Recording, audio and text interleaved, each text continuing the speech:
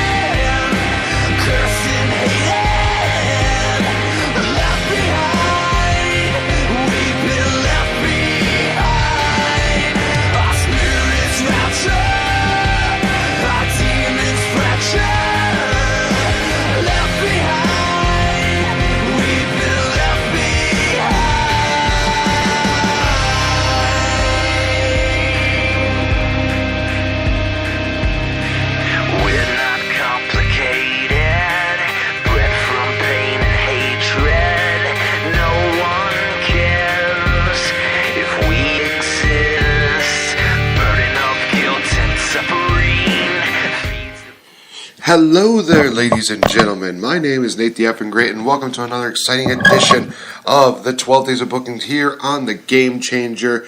It is indeed one more episode away from this series being done.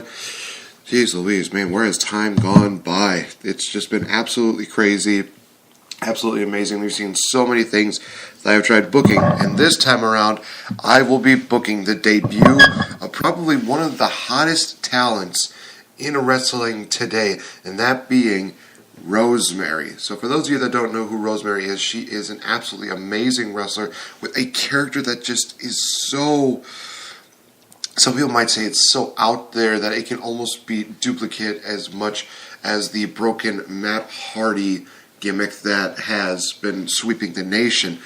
But Rosemary definitely adds a very special quality to her. She definitely just has this kind of a character about her that just stands above the rest. And I'll talk a little bit more into it when I discuss the debut of it in this show. So, let's not waste any time.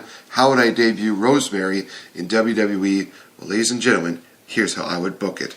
So first off, we definitely will start at the Royal Rumble matchup. And she's going to be one of the surprise entrants in this Rumble matchup. But she is not going to be debuting as Rosemary. I know, a lot of people are already going to be upset about that, but I really want to kind of build into it, but not as much as WWE built in to having the broken Matt Hardy deal, or Woken Hardy deal, where it took about 9 months to do it. No, it's going to really take about maybe a month and a half before the actual Rosemary character actually debuts. So until then, need to give her a name that is going to really serve a purpose. So the name that I've chosen, Roxy Monroe.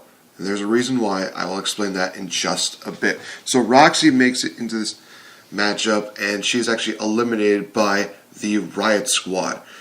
On the SmackDown after Royal Rumble, she actually competes against Liv Morgan, and she actually picks up a surprise victory by pinning Liv Morgan with a roll-up. So the Riot Squad is trying to beat her down, but Roxy gets out of there in the nick of time. And for the next couple weeks, she actually gets tutored by a former women's champion in her own right, Nikki Bella. So she basically is helping out Roxy, just learning the ways of the business, and she's basically like this mentor to her, having Roxy compete in matches against Sarah Logan as well as Ruby Riott. It all culminates into an epic tag team matchup between Roxy and Nikki Bella taking on Ruby Riott and Liv Morgan.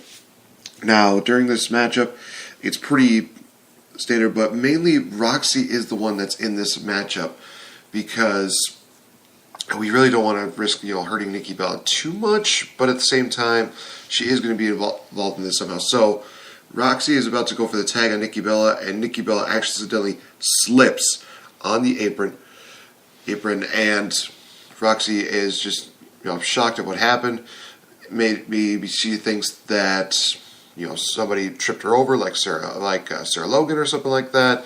But we see Ruby Riott and Liv Morgan pick up the victory, and then finally the Riott Squad get their hands on Roxy. They're beating her down until Nikki gets into the ring, and she has her forearm ready to go. The Riott Squad, they back off. Roxy slowly gets up, and then elbow to the face of Roxy. Nikki Bella has seemingly joined the Riott Squad, but that's not necessarily the case when it comes to next week's show. But before we get into that, I want to preface this on this. There's going to be a moment in this deal where before SmackDown goes completely live, I want them to actually post this deal where they do before they even do the signature, they actually post that video of them saying bodies on the line, everything that, please don't try this at home.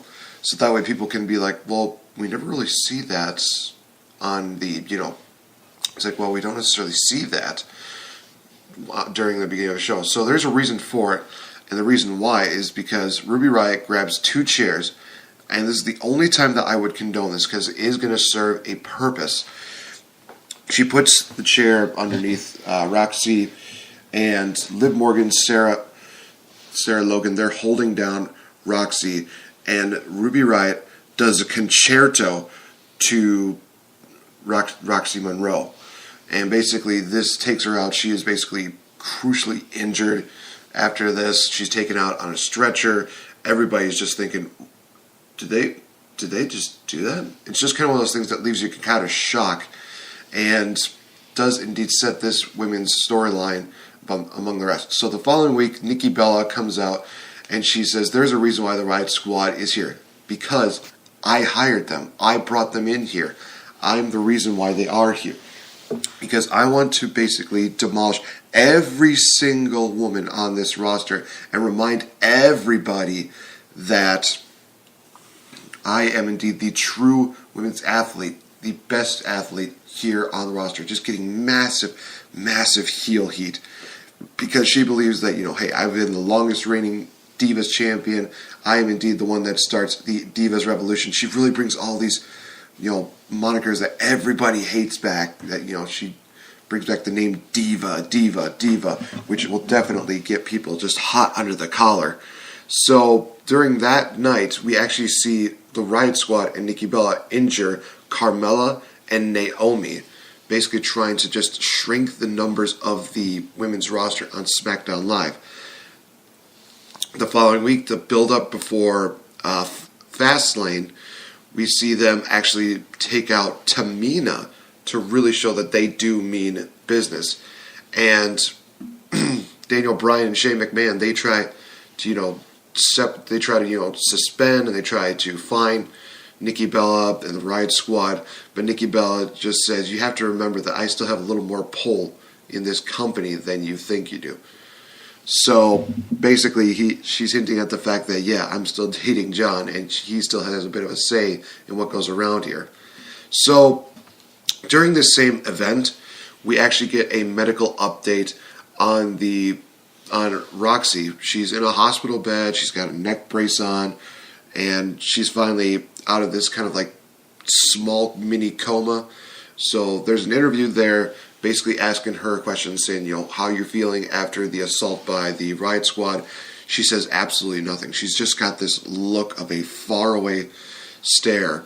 And, the interviewer tries asking another question, and then she asks a question, how do you feel about your career possibly being over? Still says nothing. And the interviewer kind of was like, okay, well, I guess we don't have anything else to cover here. So she leaves, but the cameraman still stays, just still panning and zooming closer to Roxy's face. And Roxy just looks up at the TV, seeing what the Riott Squad and Nikki Bella have been doing. And she slowly just starts smiling. She slowly just starts laughing.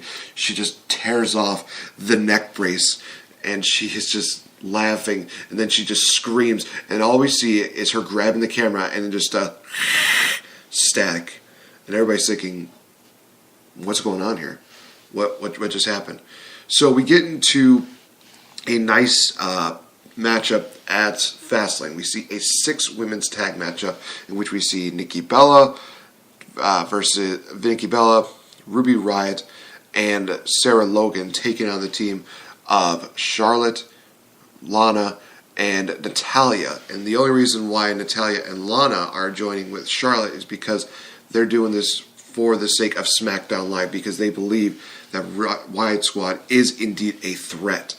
So, unfortunately for the Team Babyface, they lose to the Riott Squad and Nikki Bella after Nikki pins Charlotte in her, basically her warm up, her match back. And just like they've done before, they plan on they take Natalya down, they take Lana down, and they're about to take out Charlotte.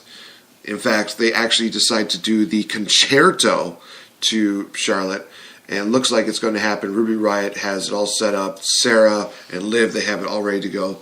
Nikki Bella is just relishing. She's just loving it. She's smiling. She's just super happy that this is going to be it. And then she's one step closer to being the dominant female on the women's roster. Ruby Riott gets the chair up, but then the lights go out. Then we see on the screen just the name of Roxy Monroe appear. The name Roxy just slowly starts to melt off the screen until there's only R and M there. And even the M just kind of melts, and it turns into this small M. And just like the name slowly melts to the bottom of the screen, the letters melt from the top of the screen all the way down. I just think this would be a really cool way to just introduce this. And it fills up to the name of Rosemary. So Rosemary's name appears on screen. The crowd just goes electric. They are just thinking, all right, we're getting Rosemary. We're getting Rosemary. We see, maybe a new theme. In all honesty, I would love to see them just buy the rights for the song that I just played, Left Behind, from Impact Wrestling. It's just an awesome theme. The Riott Squad is on the outside. They're looking for, Rosemary, who they still think is Roxy. And Nikki Bella is just in the ring. She's got like her squad protecting her. But then as the lights slowly go up, we see Rosemary in the ring behind Nikki. And she is all decked out. She's got her gear. She's got her face paint. Her hair has been cut down. She's got it all, got the black and red deal. She just is looking to just tear Nikki apart. She's got that, classic smile that she has that really just makes you think, oh yeah, she's going to kill. She goes after Nikki, but the Riott Squad just slowly backs her off. They're trying to beat her down. But Charlotte, Lana, and Natalya, they even the odds, and they help Rosemary. And Rosemary is just looking towards Nikki Bella. She knows that she's got her in her mindset. So the following SmackDown, we see Liv Morgan versus Rosemary. The official matchup of Rosemary into the SmackDown Live roster. And during this matchup, we see the Riott Squad, Nikki Bella, they're at ringside, but we also see Natalya, Lana, and Charlotte evening the odds. Liv Morgan, she tries her best, but unfortunately she cannot beat Rosemary. And for those that are wondering what is Rosemary's finisher going to be, I'm still keeping the F5 as her finisher. And I would actually call that move, not the F5, but the Demon Assassination, where, it just fits her. I mean, she's the Demon Assassin. That's her Demon Assassination move. And it is a very well-protected finisher. Why not have that in the women's roster? So she hits that on Liv Morgan. She picks up the victory. And after the matchup, she sees that the Riott Squad and Nikki Bella, they are all being held back. So she looks over at Liv Morgan, and then she grabs Liv Morgan. She is just basically laughing. She's just so relishing at the fact that she's beaten her. And then we see her spit, her classic mist, into the eyes of Liv Morgan. And it's a black mist for a really good reason. Because of the fact that I think that black not only represents death, but I think the black mist is actually some of the more, I want to say the most potent, if not the deadliest, all the mist. We have the green mist, you have the blue mist, you have all these other random mists, and I think the black mist is actually probably the most harmful when it comes to the eye. So that's why I would have that. So Liv Morgan, she's just writhing in pain. She's blinded. She can't see. And Rosemary is just pleased at her work. And, the following, maybe throughout the week, we hear that Liv Morgan's actually going to be out of action because she's basically getting her eyes flushed. She's getting her vision checked. So we have the next matchup in which we see Sarah Logan try to take on Rosemary. A little more competitive, but Rosemary wins. She does the same thing. She sprays the black mist into the eyes of Sarah Logan. Logan has the same situation.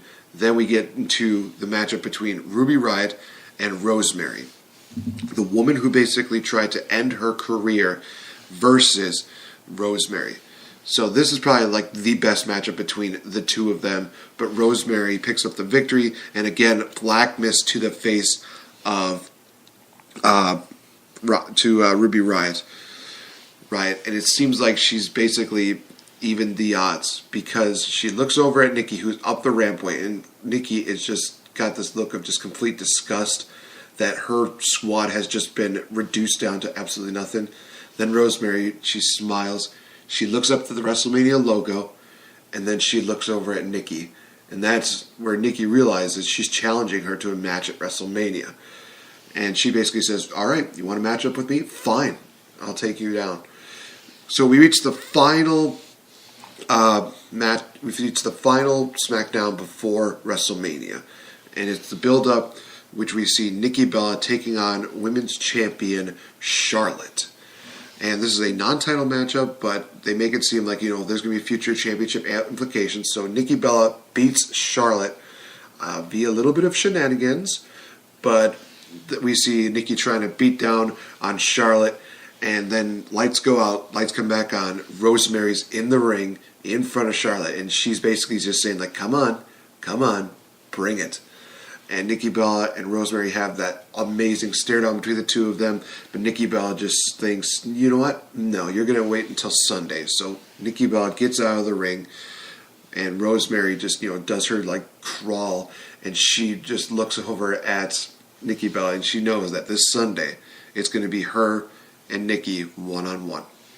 So we finally reach WrestleMania, and we see Nikki Bella coming out to all the, great stuff. Maybe she has a paparazzi deal to her, having a great entrance for her.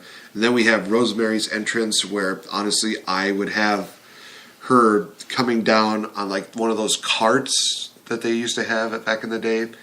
But still having this ominous, very just mysterious music just coming out, and we see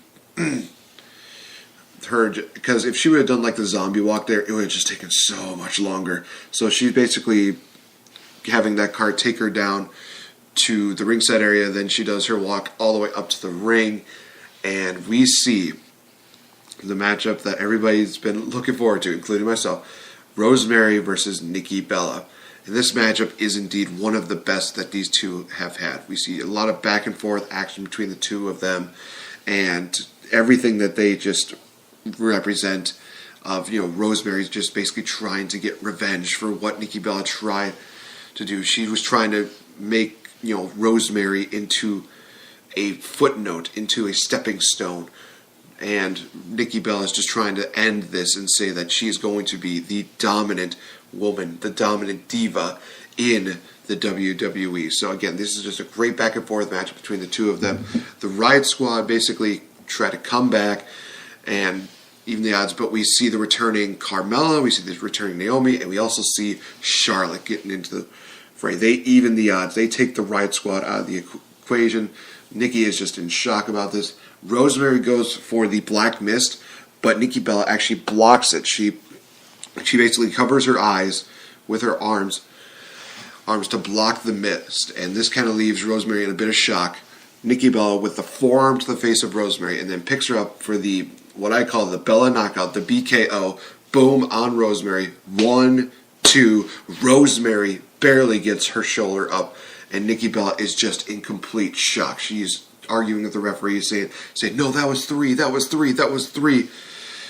And this is where I would also debut basically Rosemary's kind of unique sit-up where she basically is on her back and she has her legs underneath her and she's just able to slither her body up. That's where I would debut that. I just think it'd be a really cool moment. And then Nikki Bella, she hits the forearm again. Rosemary gets back up. Goes to the forearm, hits the forearm again. Rosemary just gets back up. She goes for a third one, but Rosemary just just ducks underneath it, rolls up. Maybe she can roll that into like a Hurricane Rana. I think that would actually be really cool. And then we see Rosemary just absolutely find a way to overcome the odds. She actually sprays red mist into the eyes of Nikki Bella. Nikki Bella is blinded, and then we see Rosemary grab Nikki by the head, and you can see the camera just pan into that spot, and she just says to Nikki, now my precious, you will truly see what it's like to be filled with nothing but decay. She picks up Nikki Bella, Demon Assassination, 1, 2, 3. Rosemary picks up her first win at WrestleMania, beating Nikki Bella. And that was how I would book the debut of Rosemary. In all honesty, this is just one of those deals where you really want to make some kind of deal where it's very unique to SmackDown. Raw has got the Demon Balor gimmick, and they also have the Broken Matt Hardy gimmick. For SmackDown, I think that this would actually add a very unique counter to that uniqueness that it has, because it's always going to be on. It's basically the uniqueness of Woken Matt Hardy, but also having the demon side of Finn Balor. You have Rosemary do that, and you're going to really create something very special here on SmackDown Live. And now, where you would go from that is actually pretty easy, to be fair. What you can do is just have Rosemary have matches with, say, Becky Lynch, building up to SummerSlam, where I would have her compete against Charlotte for the SmackDown Live Women's Championship. And honestly, you guys, this is just a personal preference because I really would love to see this. I would ultimately have this build up to a, Raw vs. SmackDown matchup where we see SmackDown Live Women's Champion Rosemary taking on Raw Women's Champion Asuka. I want to see that. I think it'd be amazing. And that is how, again, I would book Rosemary in WWE. So hopefully you guys enjoyed this. This is indeed day 11. One more episode left to go, and then the series is done for 2017. Thank you guys so much for listening in. Of course, you can always follow us on Twitter at RealFNGame, and be sure to give us a like on Facebook, facebook.com/changing up the game. So I have been Nate the Effing Great. Thank you so much, and I will see you guys tomorrow, where I basically talk about how I would book the main event of WrestleMania 34. And let me tell you this, it is going to be a phenomenal and kind of a strong style rivalry. So thank you guys so much. See you tomorrow for the next episode. Bye-bye.